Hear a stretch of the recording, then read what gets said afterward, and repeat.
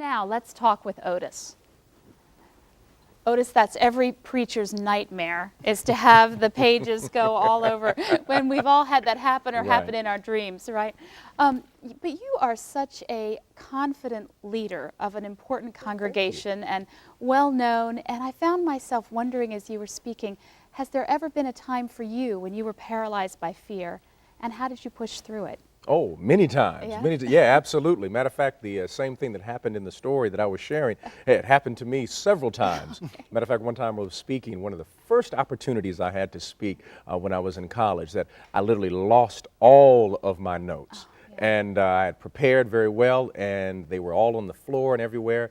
And all I did was just pray at that moment and just let everybody know that I've lost all my notes. If you don't mind, right now, I'd like to pick them up and put them right back on the lectern. And everybody got a laugh out of it. But at the same time, I was terrified. And there's always a level of tension. Anytime that you stand before the people of God, or just in general between any group of people that operates in your spirit. You called out an interesting time, Otis, in the country right now. There's a lot of fear out there. Absolutely. The economy is in a difficult place. What are you preaching about to your congregation? What are you hearing back from them in terms of their concerns? And how is it being addressed in the faith community there? Because there's a lot going on out there right now. I've been focused on several pieces. One is a piece I've been preaching on love, actually, over the last several months, and always including that theme. I mentioned Howard Thurman in the sermon, and he's one of my favorite theologians, and he says that the gospel, if you were to look at it in its totality, the love ethic of Jesus Christ is a central piece of the gospel. So love drives out fear. And when we begin to operate as a people operating in love and learning how to love, we will not allow the politics of fear to determine our behavior. You quoted Howard Thurman, Yes. who is wonderful to quote. For our viewers who might not be familiar with him, say a little bit about who he is and why he's an important figure.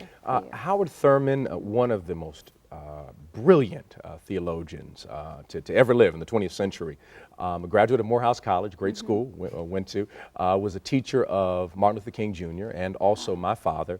The one book that Dr. King kept with him everywhere, he kept a Bible, he kept a copy of the Constitution, but he also kept the book Jesus and the Disinherited by Howard Thurman, which is really the basis of Dr. King's quote-unquote liberation theology. And every time you hear Dr. King's speeches, you will hear echoes of Howard Thurman in his words.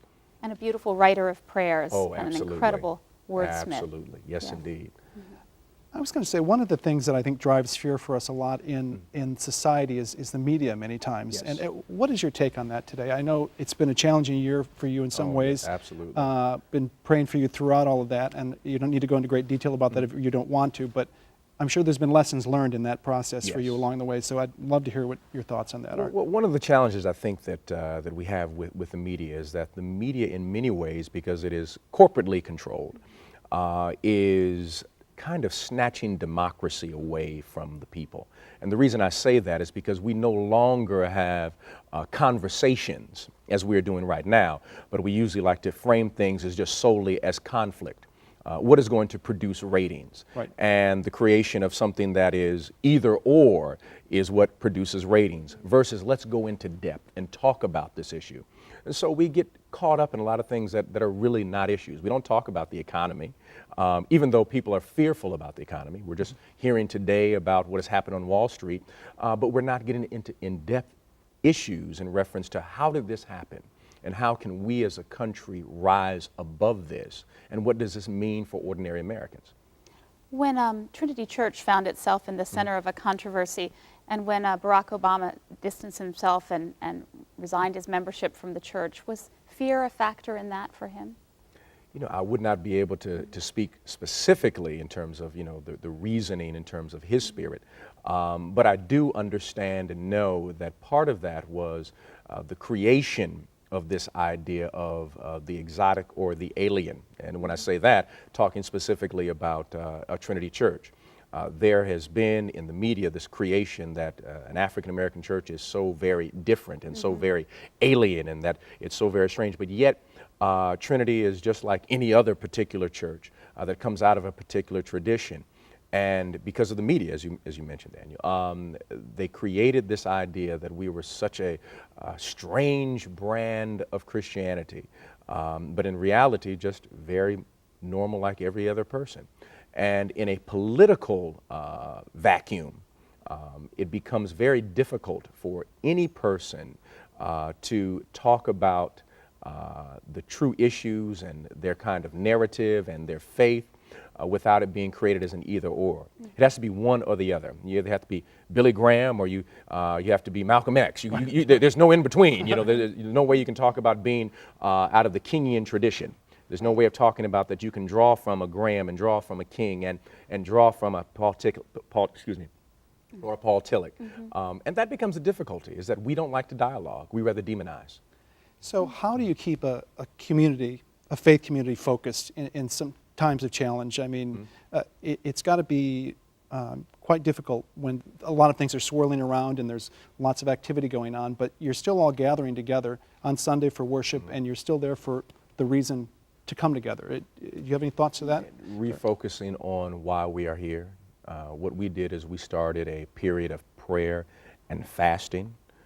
The second thing was to continue to preach Christ, preach love, do what we do best, and that is serve the community and serve the immediate needs of the community and refocus on our mission and who we are.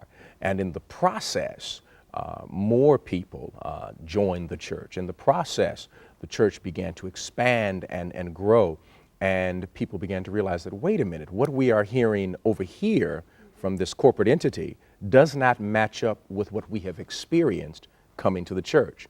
These two images do not match up. And you just have to really just work through it. It's like hitting that wall when you're running. You just have to keep on moving. And as a result, the Lord has really blessed Trinity in so many amazing ways. I wonder if you could speak to him. Sorry. I know you're passionate about the community, passionate about working with young people. Yes. It's been a particularly violent year in Chicago. Extremely. How has that impacted the work that you're doing, and any new findings, new approaches with the young people specifically? Well, one of the things that we are doing, will kick off in October, is what we call the Corner Prayer Ministry. And we're reclaiming the streets. We're going to each corner, corner where some people sell some other things, and we are creating a team of 4 that will be praying on that corner, finding out the needs of the community specifically. And we've also created a community newsletter, not a church newsletter, but a newsletter for the entire neighborhood, not only talking about the ministries in the church, but what the needs are for the immediate neighborhood. So we've moved into a reclamation period as a result of the violence. Over 31 young people who've been killed in the Chicago public school system. And our young people at the church have been affected by that because these are their friends. And so you have, every other week, you have some young people saying that my friend was shot. I'm going to this funeral. Or you may participate in one of those funerals, which was an incredibly heart-wrenching thing to be a part of. And we just feel as a church in the neighborhood that it is our duty to be a part of the reduction of violence in our community. Absolutely. That's a story that, of course, it doesn't get told as often about your church. And you've spoken a lot in our talk today about the media, and yet we're the media right here. Absolutely. We're offering an alternative way to have those discussions. What are some of the discussions that you'd like to see happen that are missing in the public discourse? I would like a discussion about Howard Thurman, Jesus and the Disinherited, which is really the foundational text for liberation theology. I would like to see a discussion about how the Irish community approaches faith, and the Polish community approaches faith, and the Korean community, along with the African American community, each drawing on their unique values, but framing their relationship with Christ out of their culture, which is a very powerful thing when you're in a Korean Presbyterian church and bringing a unique cultural perspective to how they worship versus being in an Irish Catholic church and an African American church. And we have this unique tapestry that literally I believe that America is more of a gumbo, and specifically African American faith is more of a Creole faith, because it draws from so many unique resources that literally the composition for America is a jazz composition. And I would like to see the media discuss how we bring those jazz elements together. And when you get out and make some speaking appearances in certain places where you're called, what are you being asked to talk about in those venues outside of Chicago in a national format? Well, usually normally just churches, mostly just want you to come in and preach. But recently I was at St. Xavier University, and they want to be talking about faith, justice, and the next president.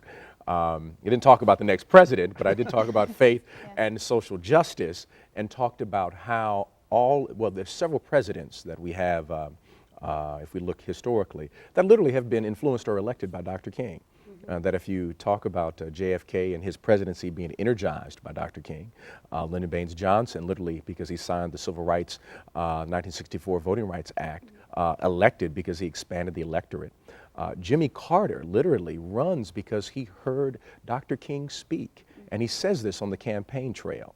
Jesse Jackson runs twice, 84 and 88, because of Dr. King, and expands American democracy with other people who had never been registered before. And as a result of that, Bill Clinton runs, and he is a beneficiary of that expanded electorate. He becomes president 2 terms and is kept in his presidency strongly because of the African American community.